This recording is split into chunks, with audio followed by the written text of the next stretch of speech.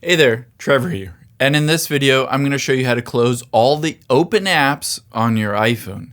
Now, whether you want to close one app or multiple apps or all of them at the same time, I'll show you your options to be able to do so. You can see on here, let's say we have certain apps open like Instagram and Roblox, etc.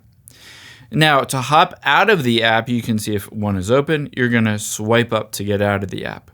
It's a similar action to be able to close the apps. However, from the app home screen, you're going to take your finger from the bottom, start at the very bottom of the screen, swipe up, and swipe over to the right.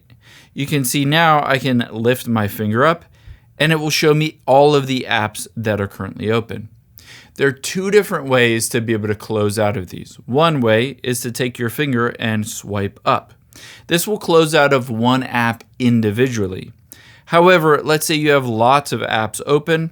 The only way to do this quicker, there's no option or button to close out of all of the apps at once. However, you can use 3 fingers to be able to close out of them quickly. You can see, again, I can take 3 fingers and swipe up on all 3 of those. If you have lots of them, just take 3 fingers and keep swiping up to be able to close out of all of those apps.